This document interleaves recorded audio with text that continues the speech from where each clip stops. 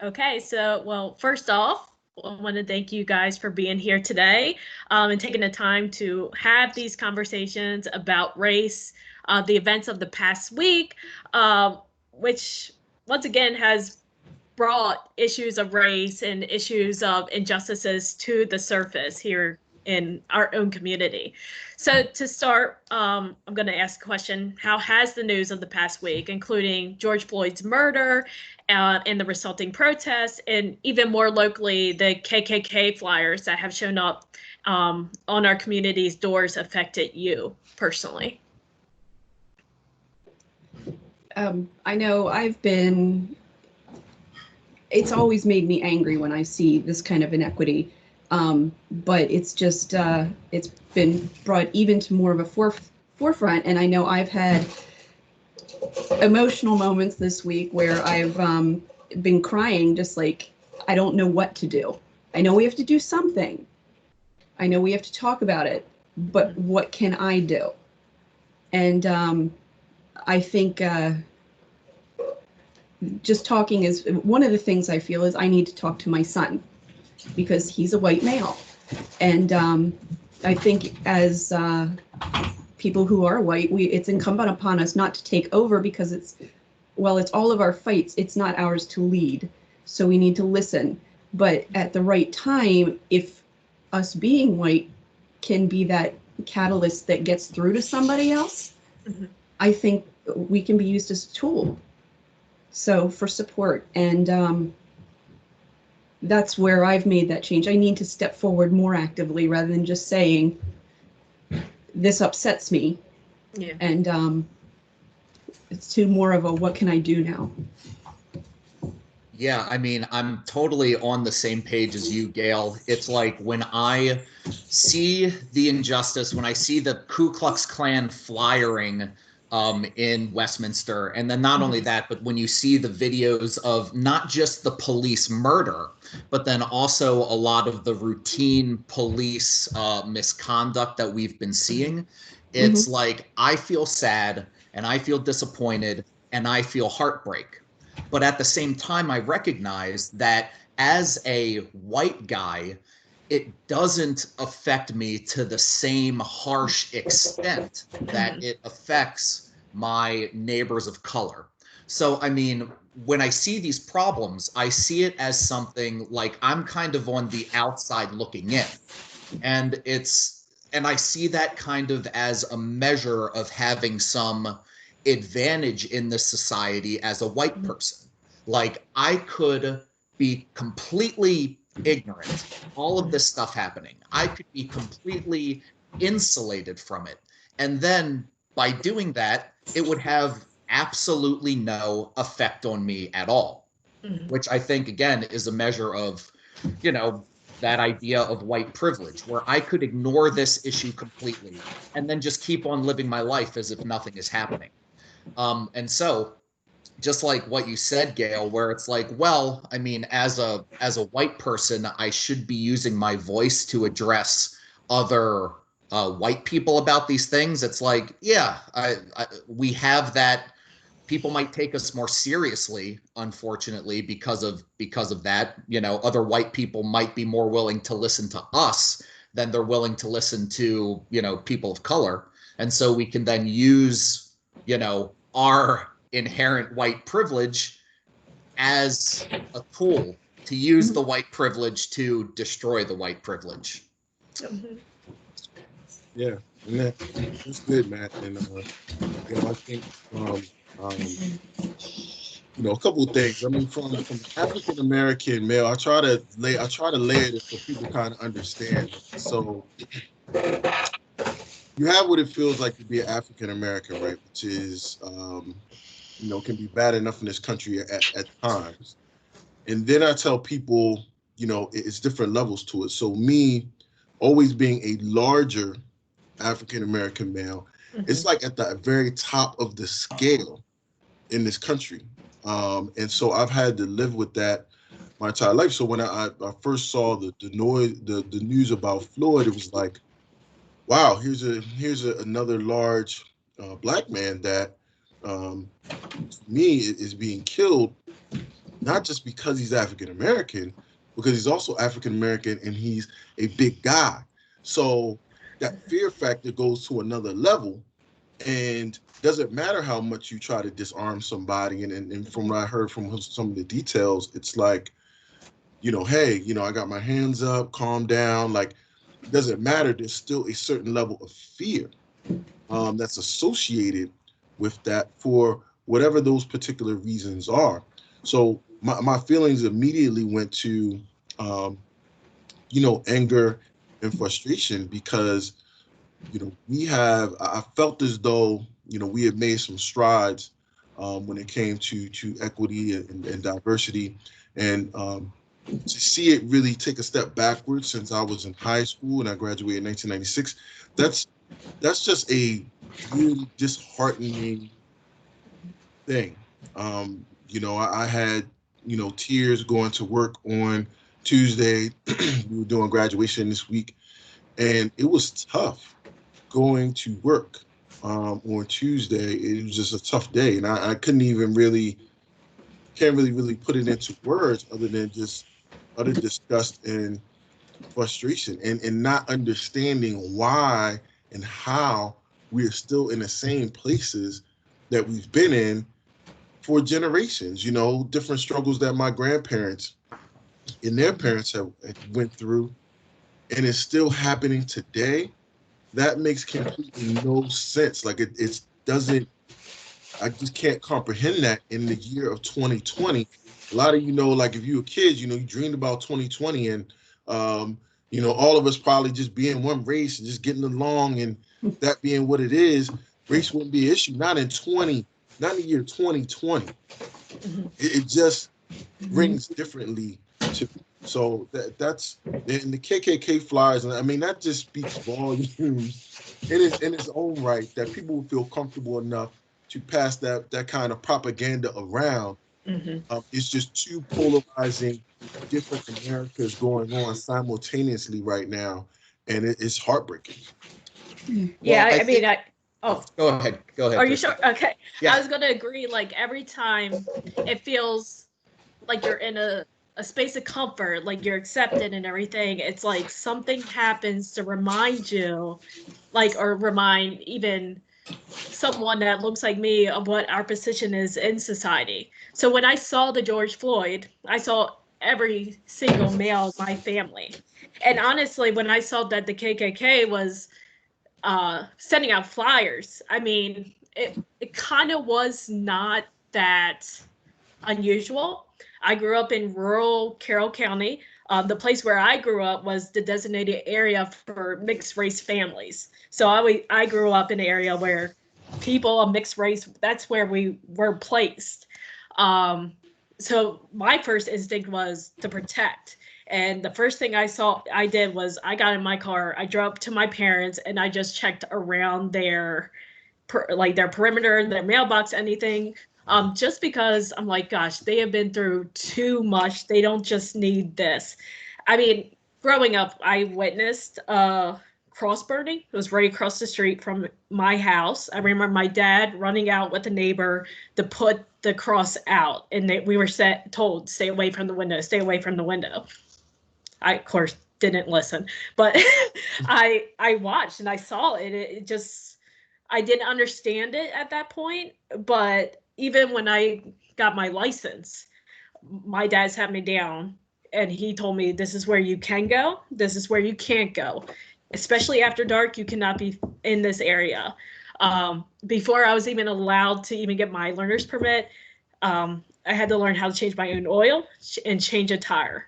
Because my dad's like, I can't have you on the side of the road and something happen and the wrong person comes up on you.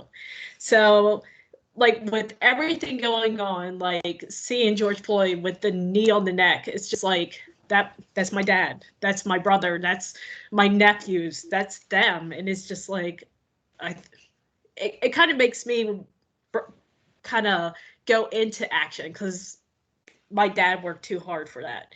My brothers worked too hard for that. And it's not fair that my nephews are coming up in the world where they're being told what their value is in society. And my nieces too. That's not fair. It's not fair. It's like, well, you want to do this, but you can't do that. Like, it's, you have a different American dream than everyone else. And it's just not fair. So just to be clear, Yeah. I think an apt word that you could use to describe your experience is that you and your family were terrorized. Yeah. Do you think that's a fair word to use? I would say so. I mean, my parents, you know, I think they try to isolate us as much as possible from it. But as I got older, like, these little things came out. And even this week alone, I had a conversation with my mother. My mom is blonde hair, blue eyed, you know, German descent. And I always knew this story. It just speaks of her strength. And if you ever meet my mother, she's just this nice, quiet woman, so accepting of everyone. But when she had my brother on Main Street in Westminster, and this was back in the 70s, late 70s, a group of the KKK, because they were walking up and down the street with their stuff on, you know, all, I guess, willy-nilly, but they came up and confronted her. And it's like her strength. And my dad doesn't talk too much about it. Every once in a while, he just comes out, and it's just like, you can just feel the world end. It's just like, I think of my grandfather. My grandfather grew up on the plantation our people were slaves on. And I take all that and I'm like, I want to do better. I want to be better. Like, my grandfather did not work that hard, you know, to buy a farm in Carroll County in the 50s, to have the same stuff going on as today.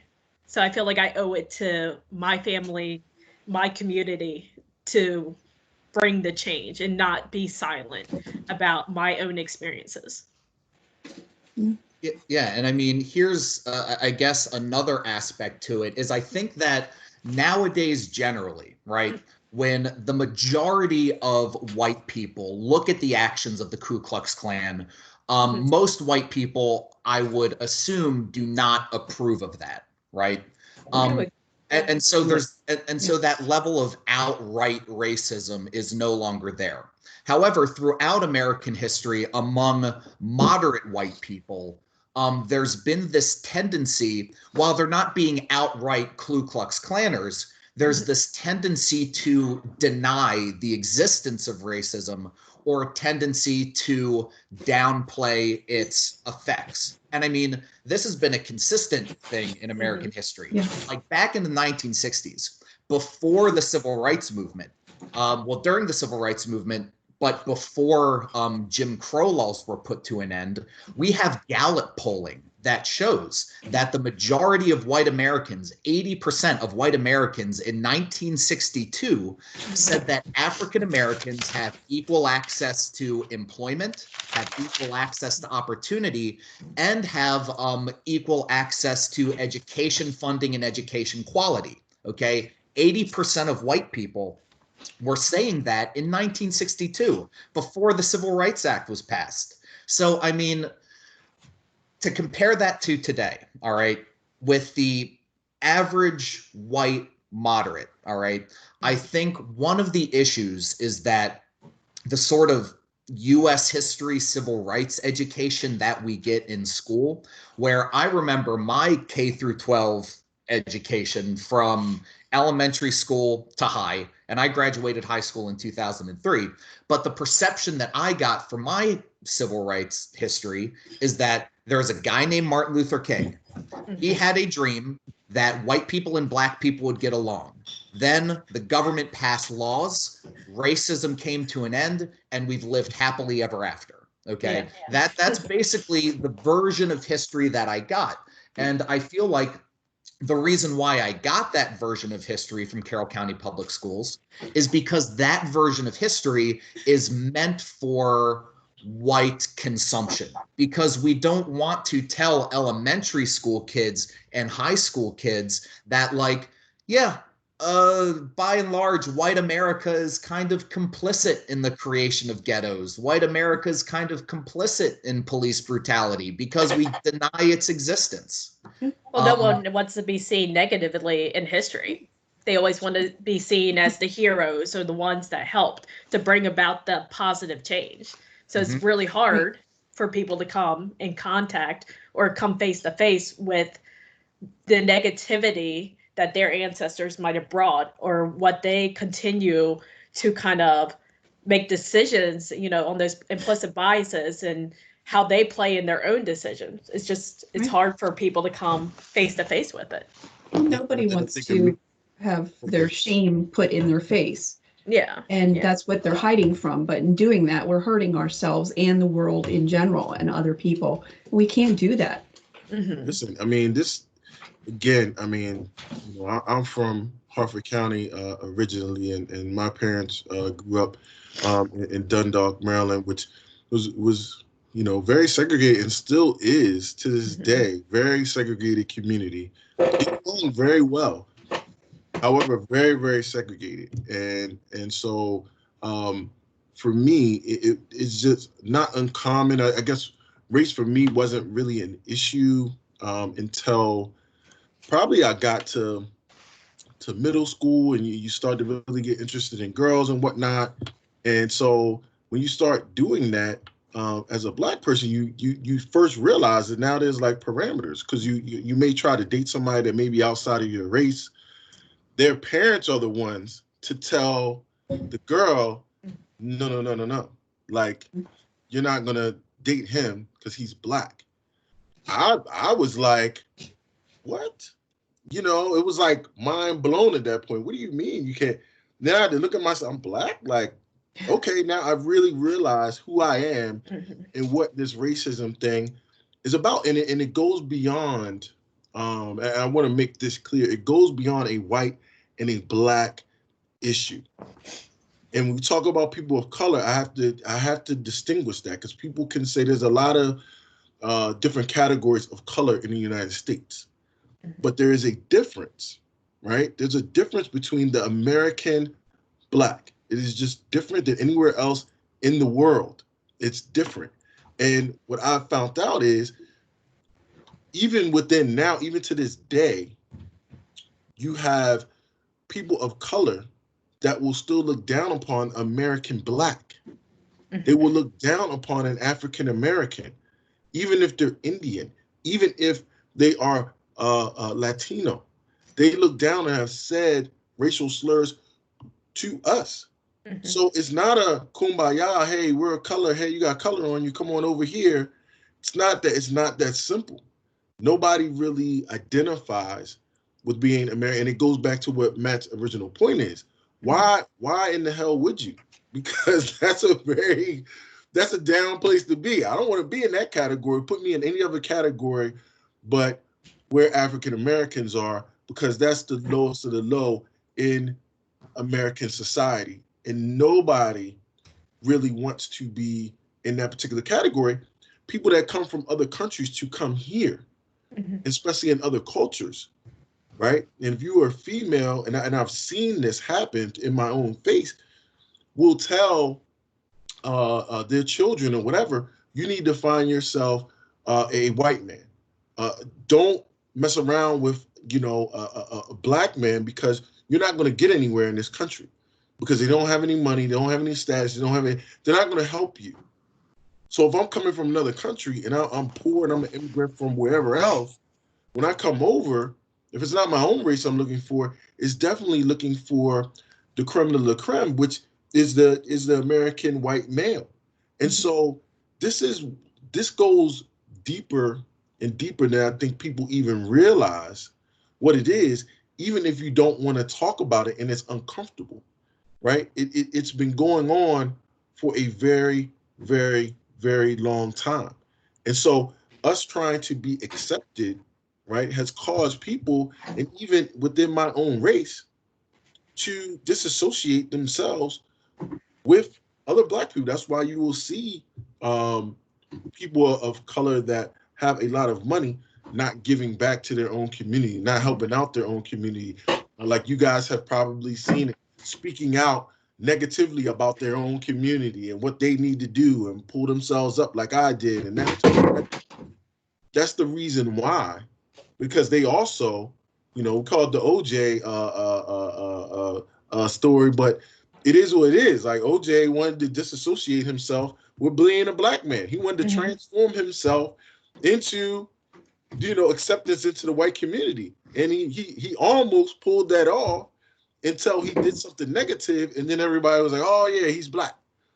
So that has been going on in this country for far too long, and I'm saying, it should be okay to voice your opinions as a black person. It should be okay to be proud of your heritage. It should be okay to be an African American in this country without any type of backlash or those type of things. So it's just the historic part of it that is really mind-boggling to me overall.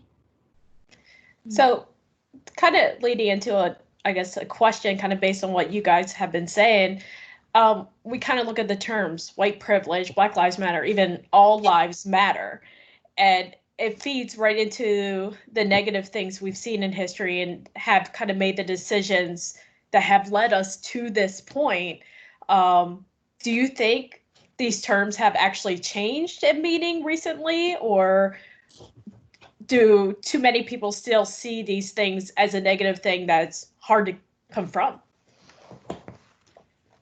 Well, I kind of think that when it comes to the term white privilege, I think that's a term that a lot of people deliberately misunderstand. Yes.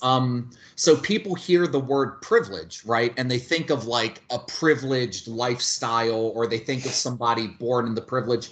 They tend to associate that word with like extreme financial wealth. All right. So if you are a middle class or poorer white American, you look at that term and it can kind of make you angry, because you tell yourself, hey, I'm not privileged. I was born poor. So how does my being white put me ahead? I grew up poor.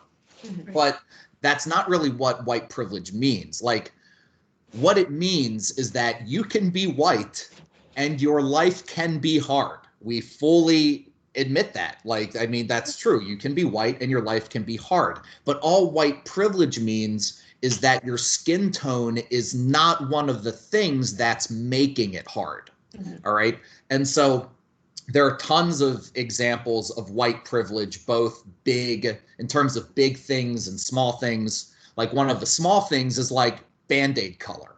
Why is Band-Aid color Band-Aid color? Well, because it was created to heal the skin of white people, and that's why they made it that color. But then there are all these huge ways that privilege can affect your life. Like, I mean, as Michael was talking about, he had to have for his entire life his romantic life policed. Not only policed by white society generally and the parents of potential people who he was trying to court, but then also policed within his own mind, where he has to make these calculations that as a black guy, whereas as a white guy that never enters my head at all.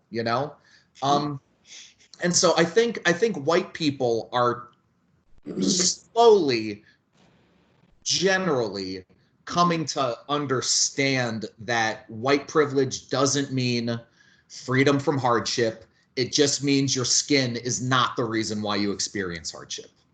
Right.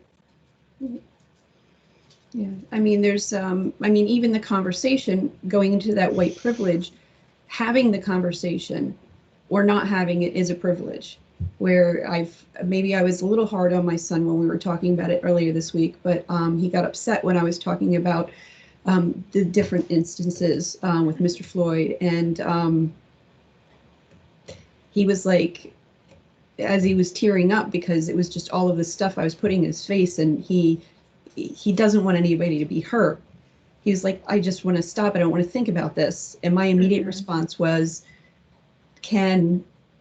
I know you don't want to think about it because it's ugly, but and I named some family members and some of his friends, can they not think about it? Because it's their life, because they're Black or Hispanic or Asian or anything like this. They can't not think about it. So it's a privilege to not think about it. And we need to get people beyond that. Yeah. always think of like Langston Hughes poem where he talks about this two-ness, where on one side, being African American, having the culture and the beauty that it brings, but then when you step out your door, you have to become basically, well, white. You have to become Americanized, or what the idea of Americanized is, in order to function and to be, well, accepted in society. I think about how even growing up, I was told, oh, you sound great, you sound white. And that was seen as a positive thing. And I mean, I think back to my like grandparents and everything, and even like when they would say words and things like that, I'm like, oh, but like that's almost how I was trained. If I was going to be accepted, that's what I had to become, because I can't hide this. I can't hide my color. I can't walk in the room and, you know, be something else. Unfortunately, the first thing people see when I walk in a room is the color. And I mean, gosh, even like recently, like my husband and I went to Target, and I was just doing my thing and everything, and the security guard came up to me, and I was just like, wait, what? And I was like, look at him. He's more sketchy than I am. You should be questioning him. Look at him. My husband's white, by the way.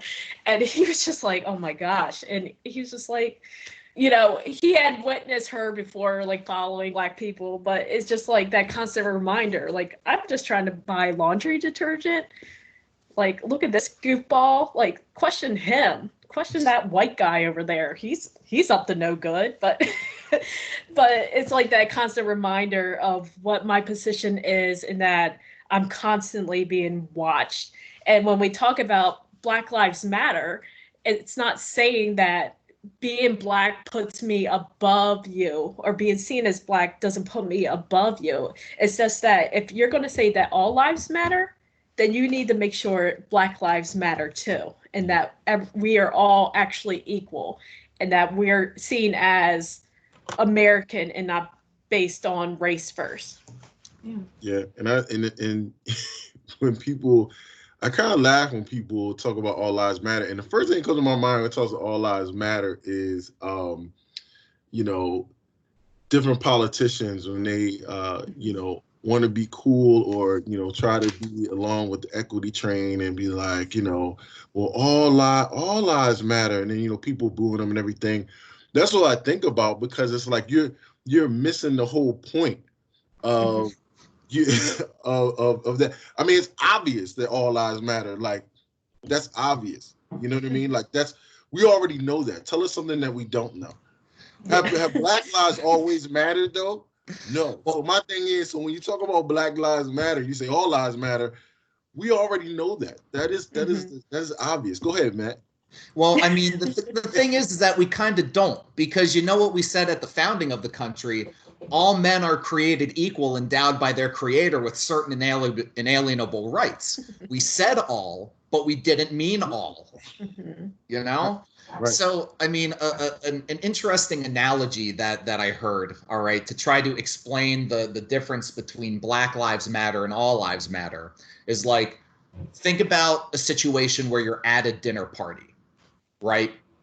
And then everybody except Bob is served a plate of food, right? And so Bob is looking around and he says, hey, Bob deserves food. And then someone else says, hey, buddy, we all deserve food.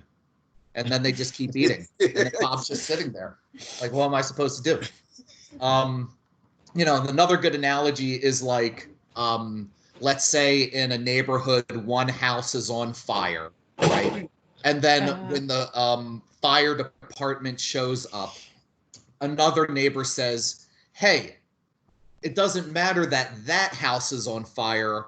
All houses deserve attention from the fire department. But it's like, well, that's the one that's on fire, so maybe this is the one we should deal with first. Right. And I also, you know, it immediately goes into, Matt, we talked about this before, and you've talked about it, is the access to wealth in this country. Mm-hmm. And so it immediately affects that particular portion of it, being African American, and you know, whether it's redlining or different things with employment, even up until today. Luckily, my name is Michael Brown. And so, I have a white name. So when you see it on a resume, you don't know if I'm white or black. You have no idea. I went to Shepherd University. You have no idea whether I'm white or black until I step into that room for an interview. But it will at least get me into the door to get an interview. But if my name, is Jerome or Tyrone or whatever, like you're probably not going to get those calls. And studies have shown, like, people have gone to the same schools, graduated from the same programs, had the same GPA, applied to the same jobs, but the white person gets the call, gets the interview, gets the job. The black person doesn't get a phone call.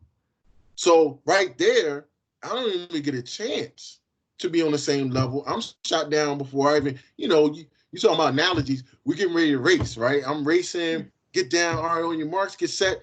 The gun sounds, and then I get shot down before I even get a chance to get started. And the other person is like, gone. So it's not even a race. Like we're shot down before you even get started. The same thing with loans and everything else. In order for this is America, the home of opportunity, right? Capitalism. The reason why that's built, the reason why you have so many millionaires and billionaires is because, listen, whether you're talking about the founder of Nike or anybody else, they had to go and get a loan in order to get most people in America are first generation rich. They're not, I've been wealthy for years. They're not Rockefeller. They're like first generation rich. The reason why they've been able to do that because they're able to go to a bank and get a loan. How much do you need? Well, I need, I don't know, $100,000. Well, how much capital do you have? I don't have any. Well, look, we're just gonna go ahead and Matt, you look like a good guy, and we're just gonna go ahead and give you a chance. I think you have a good business plan. So, and my homeowning parents who've had access to wealth over generations can co-sign on my loan. Right. Yeah. Right. And it's a huge difference right there. Nike is born, but I can guarantee you that there's other, African Americans that had maybe a similar idea and was like, man, you go to the bank and you get laughed on right out the door, or told that your idea is dumb or whatever the case may be. Or in some cases, as you know, hey, why don't you just leave your business plan here and then next thing you know, they steal your plan and different things happen.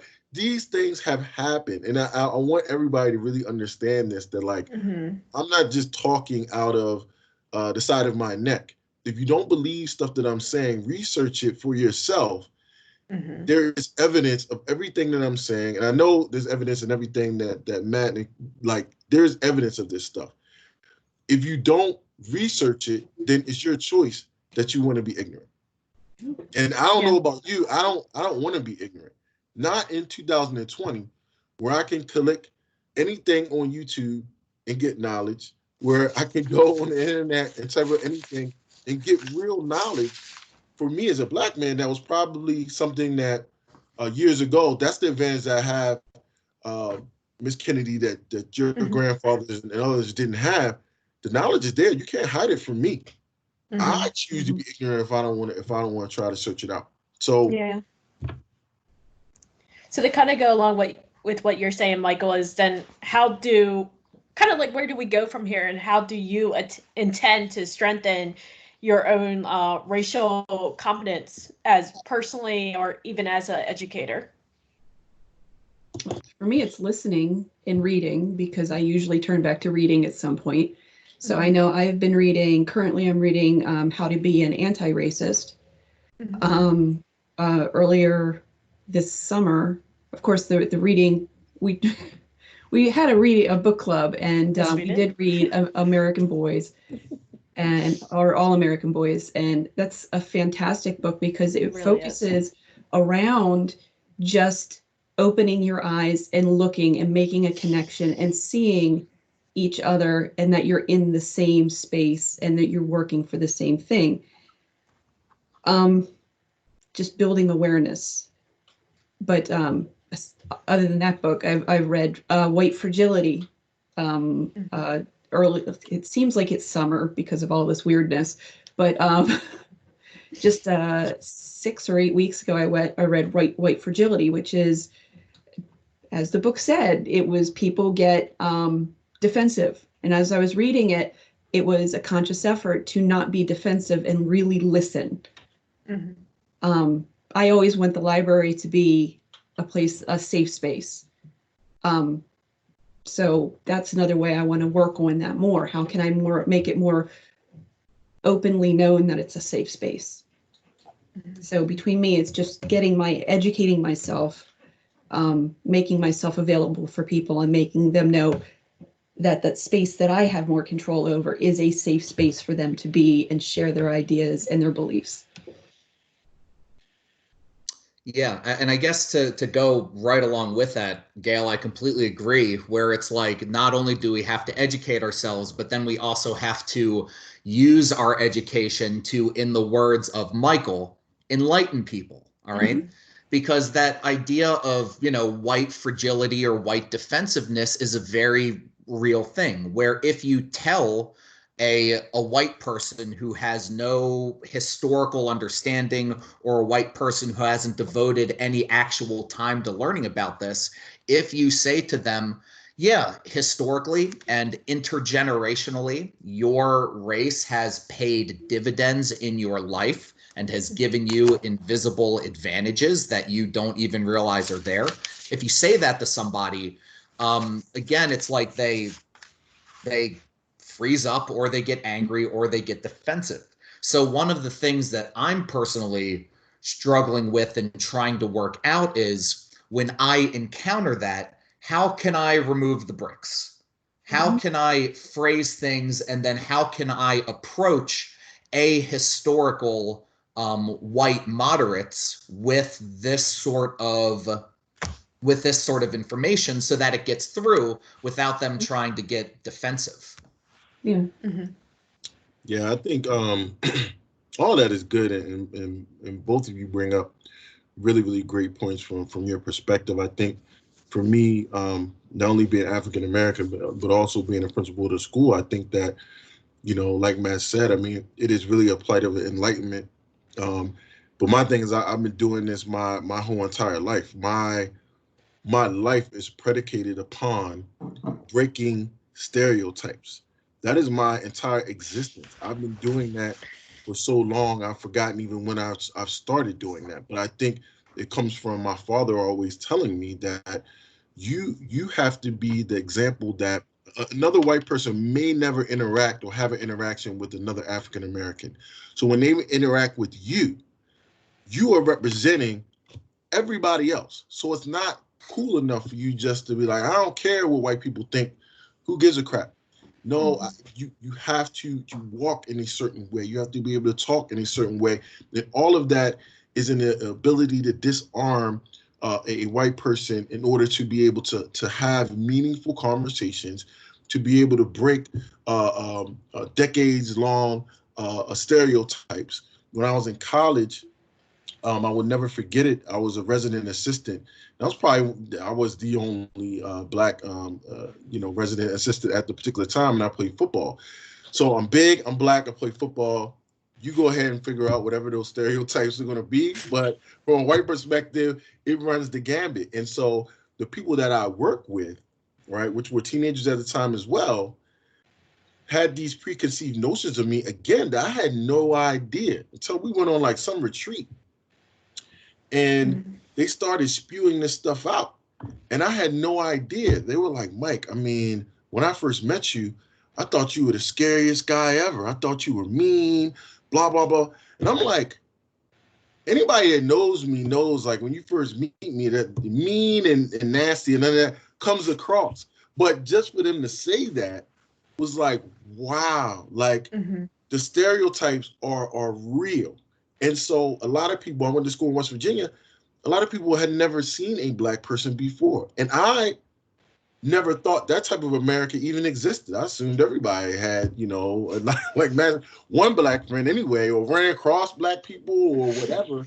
I didn't know there was people in this country that had never laid eyes physically upon a black person. So for me, it is always about enlightenment. I think from African American perspective, we take it for granted and say, well, you're racist, blah blah blah. No. There's a certain level of ignorance that comes to play because your lack of experiences. So how can we gain and give people more experiences? How can we have more meaningful discussions like we're having today? And how can we have more trainings and stuff like that will further that enlightenment for people that are not of color, and for them to be comfortable about it. And I think we've done a lot of work this school year to do that. I think some of that got stopped with the pandemic. That's why I was so adamant was having this conversation today, because I don't want to lose focus. I know people get angry when they see looters and things happening on TV. Let me be very clear. There is a difference between protesters and looters. Looters, right? They have in their mind the whole time that they're going to loot. It's not like they're like, oh, let's go out for this protest. Hey, man, you want to loot this store? Well, hell, I guess I'll go ahead and do that. No, they have in their minds, leaving the house, that let me pose myself as a protester, but when the time strikes right, I'm going to loot. That's two totally different people, right? And we've seen white people loot, and we've seen black people loot. Doesn't matter. Your favorite hockey team wins a championship. I've seen looting. I've seen rioting. Like, so let's not make it into a animalistic black behavior that looting and riots only happen amongst black people. We've learned that behavior from white people. We never started looting until we've seen Boston Tea Parties and everything else. So you're like, okay, well, yeah, that's something that has been a foundation of this country. Go ahead, Matt. Yeah, I mean, Tulsa, Oklahoma, 1921. Where do you learn looting from? Okay. And I mean, again, this is a very uncomfortable thing to say, and it's an uncomfortable thing to hear. But I mean, the entire history of the United States was kind of based on violence, rioting, and looting. Okay. African Americans for hundreds of years were looted of their labor. Native Americans were looted of their land and of their mineral resources. And again, I'm not saying this as someone who is not a patriot, as somebody who doesn't love their country. I love my country, but I love my country in a mature way. I love it in a way, like if you have a parent who looks at their kid and says, I'm going to love my kid no matter how it behaves. I'm never going to try to correct its behavior. My baby can do no wrong. Then I don't think that's a very mature way to love. But if you look at your country, or if you look at your child and say, I don't want to accept these horrible things anymore because I love my country and I want it to become better and I want my country to become stronger, because once everybody is included and everybody has access to opportunity and everybody has access to wealth, then all of us are going to get better. Yeah, and the other thing I wanted to say is that, we've also been trained as a society, as far as black people are concerned, as your voice really doesn't matter, right? So throughout history, right, if we protest quietly, right, if we sit in front of the library and just sit and sing and play the guitar and whatever, right, historically in this country, nothing happens, right? Killings still happen, lynching still happen, and this stuff still happens. Now, when the masses start to get angry and start to riot and loot and everything else, for some particular reason, in white America, people start to actually pay attention. Like, hey, how can we get this stuff to stop? Okay, well, what do they want? Okay, we'll give them whatever they want so we get this stuff to stop. We've seen presidents, LBJ and different others, have this type of rhetoric. Well, what the hell do I need to do to get them to stop? All right, well, let's just give them whatever it is, right? And some legislation that we have today is predicated upon just making black people just stop doing whatever it is they're doing, because I don't want this to ruin my presidency. I don't want this to ruin my chance at being governor. So just give them whatever they want. I think it goes along. Sorry, Michael. When you start training people like that, what the hell else do you expect them to do when they see injustices happening? They're like, okay, well, I guess it's time to be violent again. So they'll listen to whatever we have to say. You haven't trained people to be peaceful. You haven't trained them that you're going to listen to them when they want to. How many times can anybody of color call their congressman and get a meeting? I don't know. I think it's slim to none. And so you're not going to be able to get change that way. So they do it in a violent way, which again, I don't agree with it, but it's something that is a trained behavior that we've done in this country. Go ahead, Ms. Kenny. I was agreeing with exactly what you were saying. I think there's that whole mentality that the acceptance, and you just stay quiet and you just stay in your role. But things can't change unless people speak out. And I always think of, kind of like when you're speaking, I think of Colin Kaepernick.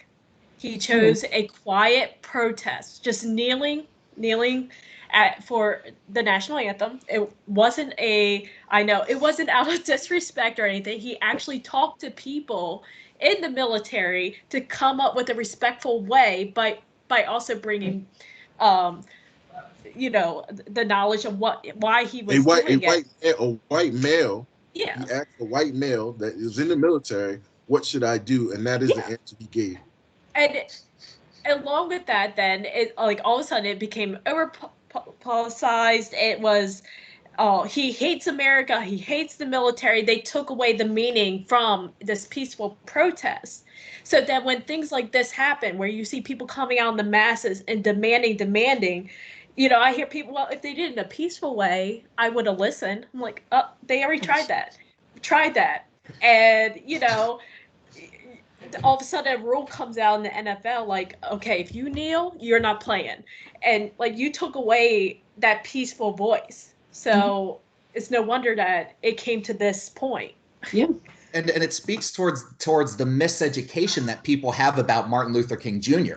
When they look at him, they say, well, look, all he did was he held hands and he sang songs. And it's like, no, he engaged in something called civil disobedience, where he broke the law. Martin Luther King Jr. and all of his supporters, they broke the law on purpose. And what Martin Luther King Jr. said about effective protest is, you create a situation that is so crisis-packed. You break the laws, you fill up the jails, and once you create a situation that's so crisis-packed, then you force a change. And then in terms of like just the history of the civil rights movement in general, going along with that, I think it's telling when we think of, the civil rights movement accomplished so much, and it did accomplish a lot, like the Civil Rights Act, the Voting Rights Act, laws passed, by the way, not as a result of peaceful protest, but laws passed because if we don't pass these laws, then the alternative is going to be Malcolm X's way. The alternative is going to be Black Power and violent rebellion. So if we don't pass these laws, so Malcolm X pushing people in that direction, where if we don't do this, then the destruction is just going to continue. But I think it's telling how we think about the accomplishments of the civil rights movement, and then at the same time dismiss the fact that the movement ends when its leader gets murdered. When one of its top leaders gets murdered, that's when the historians put the bookmark on the civil rights movement. So I think that's just evidence about the things that it didn't accomplish. If its leader was killed in his prime while he is still fighting for, in this case, after leaving segregation, he goes towards economic equality and economic justice. The fact that he gets killed right in the middle of that, it's just kind of shocking how we conveniently forget that, and then at the same time say the civil rights movement solved racism. Yeah. How much of, or how do we work around, because so many of these people who are in power are being, especially with Colin Kaepernick, that whole situation, or what he was doing was a perfect example of a peaceful protest. But so many people were deliberately obtuse. How do we get around that? How do we work through that? Because it's people who are in power have a voice. I think it's about, like I said, disarming people. And so Matt had said this earlier in the conversation. It takes, first of all, it takes a lot of courage. And I think Matt and Gail, you all are showing courage here today that I don't think that I'm going to take lightly, that a lot of people wouldn't have, to be able to have this conversation, and be able to share it with the masses is a huge deal. But you got to be able to have that particular courage first, and second, you have to be able to word and use your words properly in order to disarm people, because they're looking for certain buzzwords in order to go off and then go back into their shell and then say, I don't really care about this, blah, whatever. We have to keep the conversation going. However, we have to do that. Like, it has to be an ongoing conversation. One of the things I love before the pandemic really hit was a professional development that we did with all the kids from CDU. I've never seen the staff engage in more meaningful conversation since I've been principal. And it was really, really enlightening for me to hear teachers step outside of their box, say different things that I haven't seen them say or be comfortable enough to say. And I said to myself, I said, this is what it's really all about. Doesn't matter if you have different views, right?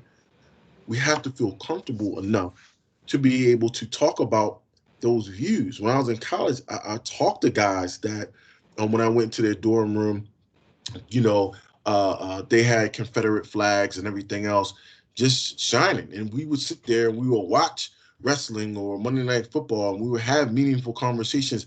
Yes, while the Confederate flag was still in the background. And every time I came over there, I made sure to remind them of the Confederate flag when I came in there, but it didn't stop me from going in there to have meaningful conversations and whatnot. And I would hope that it helped change those guys' lives and their perception of Black people. So for me, and I've seen a lot of this on social media too, Christina, is African Americans being angry and saying, well, I'm unfriending all these friends because of their views and blah, blah, blah, blah, blah.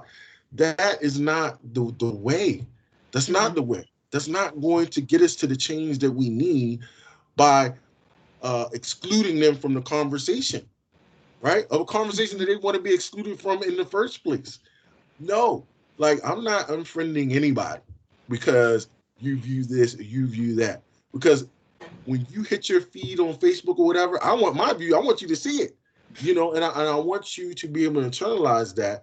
So if anybody's going to unfriend anybody, it's probably going to be the other end of the round, but it's not going to be for me. So we have to find a way to keep the conversation going. Yeah. And I agree with that. It's just listening, understanding that, one's perspective or one's experiences are not like yours. So at this point, just be that ear, listen to that person's experience and kind of reflect on how their upbringing or the color of your skin really dictates their daily lives, and kind of just internalizing that for yourself. So in the interest of that, is it all right if I pose a question? Go for it. Okay, so Mike, this might be like a bit of a personal question, and if you're not comfortable answering it, that's, obviously totally fine. But I mean, hold on, let me stop recording. No, yeah, but I guess what I'm wondering is that, like, you are the principal of a school that has like a 99.9% white staff. Okay. Yeah. So I guess if you could just kind of let me into your head a little bit and kind of tell me, what are some of the like mental equations that you have to make? Like, what are some of the ways in which you've had to consciously change your behavior in order to be a Black leader of a mostly white staff? That's a good question, Matt. And it is a tightrope that you walk, from the moment that I get out of my car and the moment to, that I get home is making sure that, people see me, but at the same time, I do want people to see me as a Black man. So there's certain things that I do that's on purpose so that everybody does not forget that I'm an African American, because it's very easy to forget that I'm African American being the principal, because, you know, hey, Mike's the boss. You know, may not look at that as Mike is African American. And I've also seen this as well, Matt, is where we categorize Black people as far as, you know, a white person is concerned. So I have friends that are Black. Well, you're not like them. Well, I am them. Like, so I don't know what you're talking. Well, you're not like the rest of them. So now you've categorized Black people. You put them in categories. Now Mike and Miss Kennedy and others, you know, they're here and they're okay. You know, I'll eat lunch with them, you know, whatever, hang out with them, whatever. They're fine. Now these other Black people, I don't have anything to do with them. No, I came from them. You know what I mean? And I don't think people understand that. So for me, it is like you talked about, watching what you say and how you say things.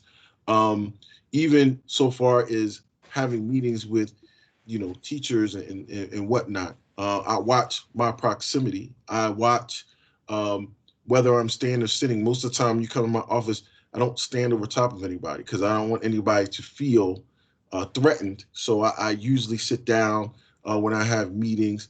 I watch my tone. I'm a hand talker. I very much watch that because from what I've been told, I can be very adamant. I can do stuff like I watch all of that because that can also be threatening. And the last thing I want to do is for anybody to go to HR and say, well, I feel threatened by Mr. Brown, thus and so. And so it's tough to walk. And also, Matt, I will say this. I know, and I know people may not believe this or whatever. I know that we work with colleagues that have some of the same views and stuff that we're talking about. They have those views. Like, I understand that. Like, and I get that. And that kind of is hard because, you know, I want people to get to a place where they are disarmed so we can have real meaningful conversations. I don't want people to fake around, you know, who they are while they're at work and then have to be somebody different when they go home, because that's not me. You know, I want to be genuine to who I am to a certain extent while I am the principal of the school. And so I want people to understand that, you know, first and foremost, that I am African American. And you'll see, and Matt, you do this too sometimes or whatever. Like, you know, I wear cool shoes, right? Some people will say, oh, you know, well, what's the deal with that?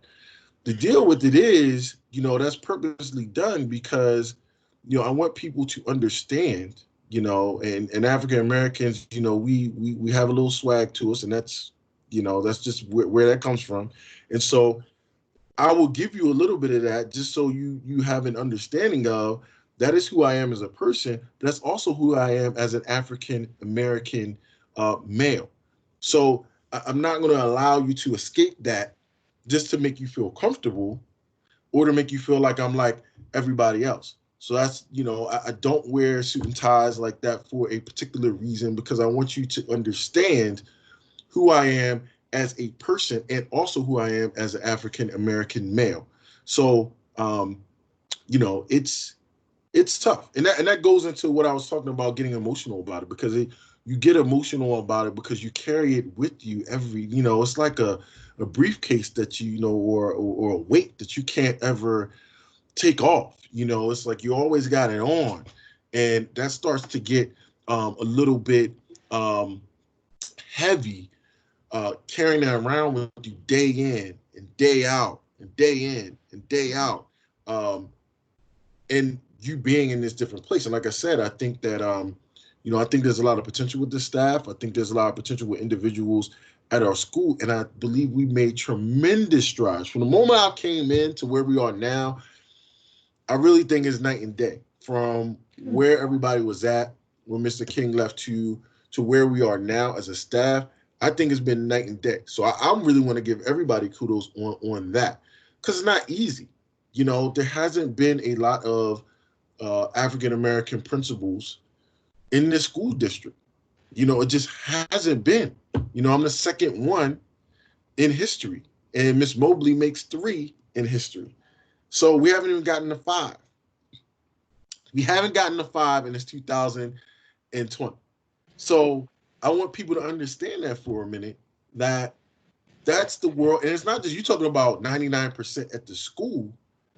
You know, I'm one of only, you know, 1 or 2, but we only think we have 5, you know, Black leaders in the school district, period. You know what I mean? Like, that is, when you really think about it.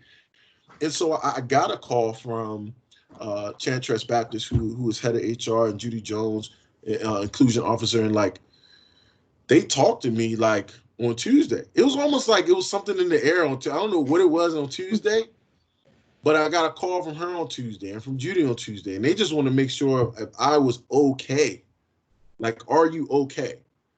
Like, I know this is a lot for you, going to work and dealing with everything, because you carry around with you all the time anyway, but it's heavy and it's a heavy burden. So I just want everybody to know that, because there's days where, you know, you smile and you laugh and everything else, but there are parents that have these negative views. There are negative emails, Matt, that I have to read. There are meetings with openly racist individuals that I have to have, and we all know different buzzwords for different things, and they're using these buzzwords, and I have to sit in a meeting and try to disarm them and use different words to combat whatever it is they're saying. We have students that have learned this behavior from their parents and think that it's okay, flashing white power signs and using the N word, and not the A, but using the R and all of that. Like, this is going on now, and it takes a lot for me as a African American to have a conversation with a white student who is a male about using the N word with the R and how that's not appropriate, and trying to enlighten the kids, because they are our kids, and still being able to treat them fairly. That is difficult. And I think that's something that, you know, a white person who is of power in Carroll County never has to really be concerned with, because it doesn't hit you like that. You know what I mean? When you have those calls, well, you know, that's wrong, you shouldn't be saying that. And then, you know, you go home and sip your tea or whatever, and it doesn't. When I go home, I'm like, I'm bothered by it, and it sticks with me. You know, all of those instances stick with me. So I know it's a long-winded answer, but that's where my mind is, you know, on a daily basis.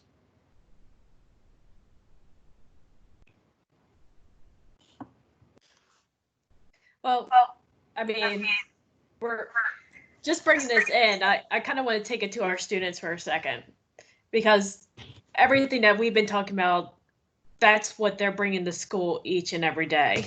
So how do we create a school community or even a classroom environment where our students feel safe to even just show up, be open to their own experiences and their own narratives with each other, so other students can learn?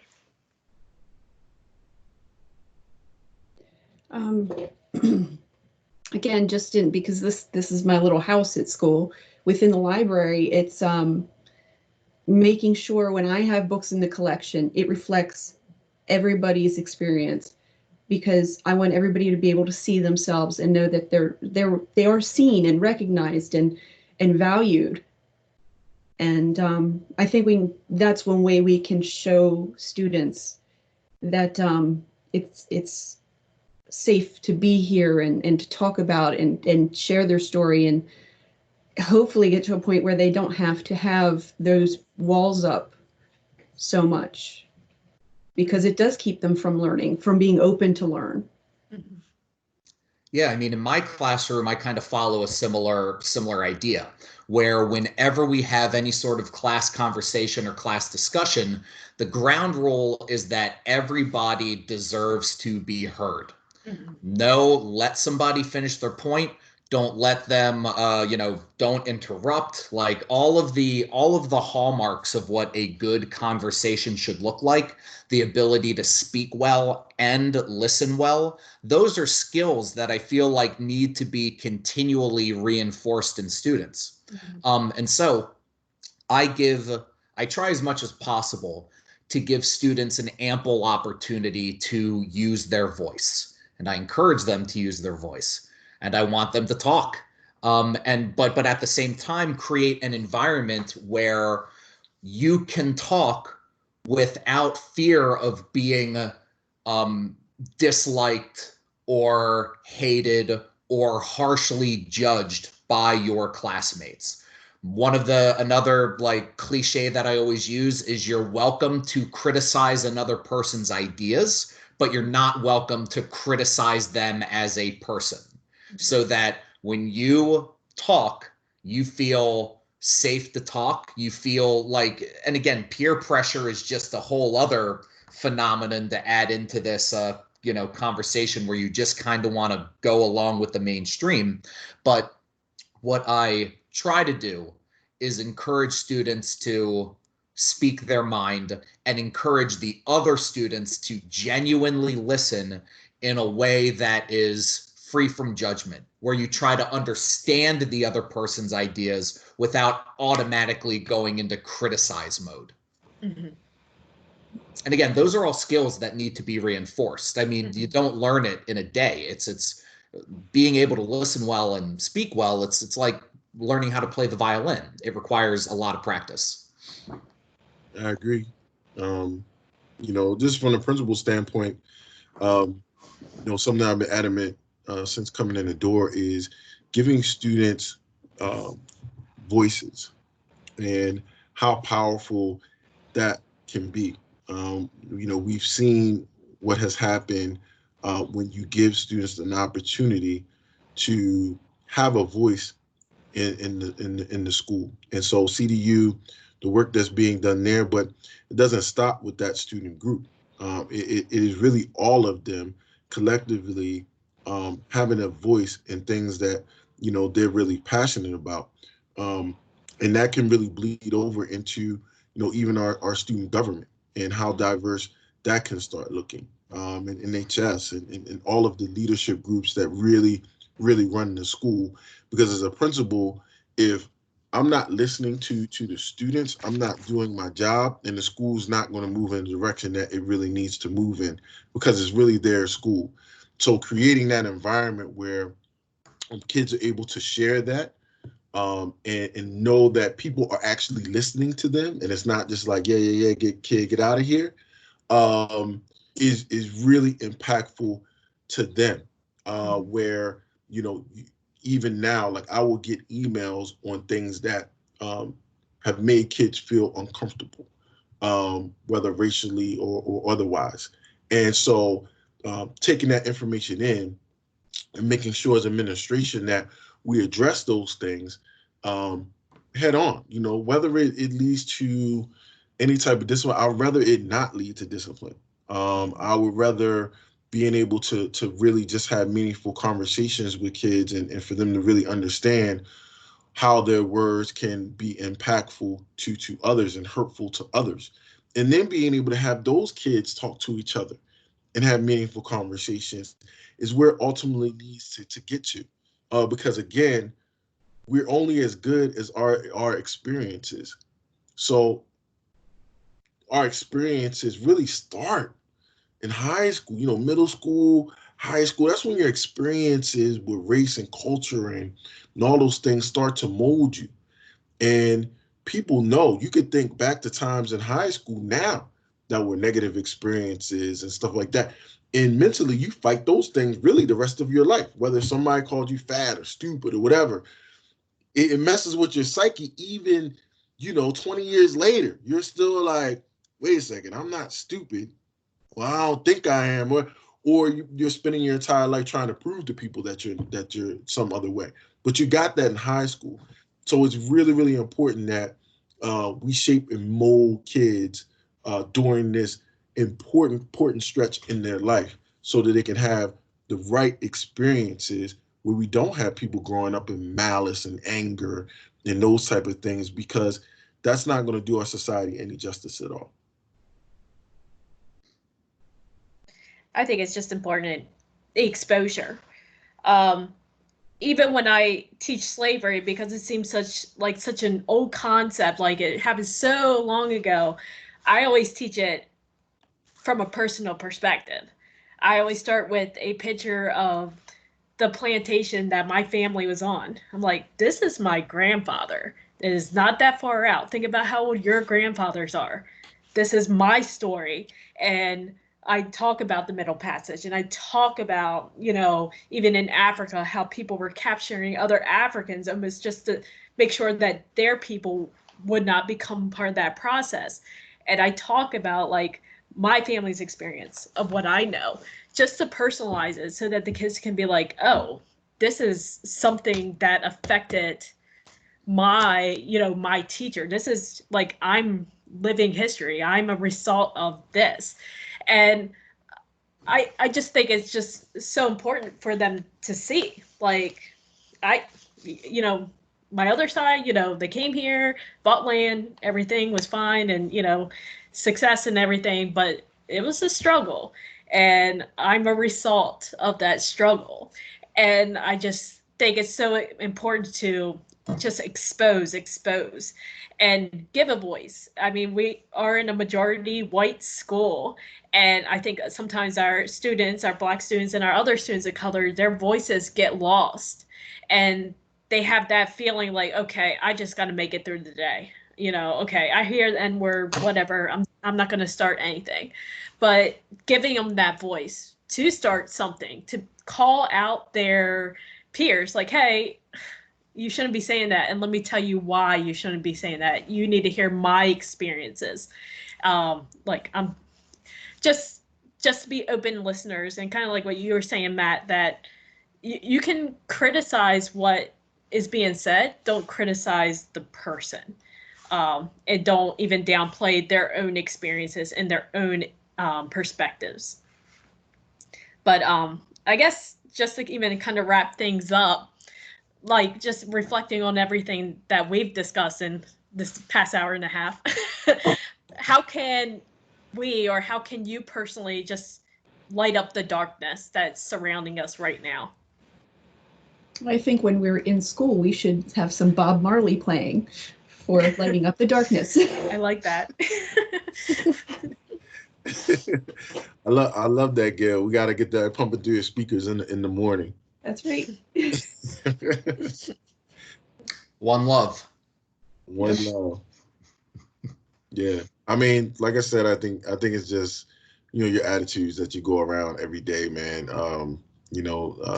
Smiling, spreading that love every day. I'm predicating my life on that. Like, and it matters. And I see it in the kids now, and I wouldn't be here if, that love wasn't being reciprocated throughout our building, and it is. So I don't want anybody seeing this conversation and feeling down like, we're not doing different things in Winchester High School.